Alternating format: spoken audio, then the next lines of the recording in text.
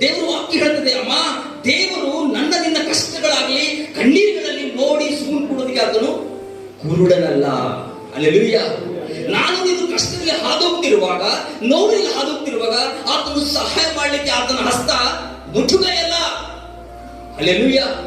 ಆತನ ಕಣ್ಣು ಸರಿನೇ ಇದೆ, ಆತನ ಕಿವಿ ಸರಿನೇ ಇದೆ, ಆತನ ಹಸ್ತವೂ ಸರಿಯಿದೆ. ಆದ್ರೆ ಬೈಬಲ್ ಹೇಳ್ತದೆ, ನಿನ್ನ ಪಾಪಗಳೇ ನನ್ನ ಆಶೀರ್ವಾದಕ್ಕೆ, ನಿಮ್ಮ ಆಶೀರ್ವಾದಕ್ಕೆ ಅದು ಗೋಡೆಯಾಗಿ ತಡೆಯಾಗಿದೆ. ಹಲ್ಲೆಲೂಯಾ.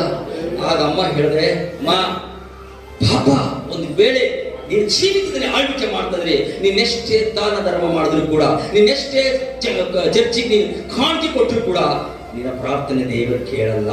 ಹಲ್ಲೆಲೂಯಾ. ಯಾಕೆ ಕೇಳಲ್ಲ ಅಂತಂದ್ರೆ, ನಾನು ನೀನು ಸೇವಿಸುವಂತ ದೇವರು ಆತನು ಪರಿಶುದ್ಧನಾಗಿದ್ದಾನೆ. ಹಲ್ಲೆಲೂಯಾ. ಆತನು ಪಾಪ ರಹಿತನಾಗಿದ್ದ ದೇವರಾಗಿದ್ದಾನೆ. ಅದಕ್ಕೆ ದೇವರ ವಾಕ್ಯ ಹೇಳ್ತದೆ, ಪರಿಶುದ್ಧನು ನಿರ್ಮಲ ಚಿತ್ತನು ದೇವರನ್ನು ಕಾಣುವುದಿಲ್ಲ. ಹಲ್ಲೆಲೂಯಾ. ಪರಿಶುದ್ಧತೆ ಇಲ್ಲದೆ ಯಾರು ಕೂಡ ದೇವರನ್ನು ನೋಡುವುದಕ್ಕೆ ಸಾಧ್ಯನೇ ಇಲ್ಲ.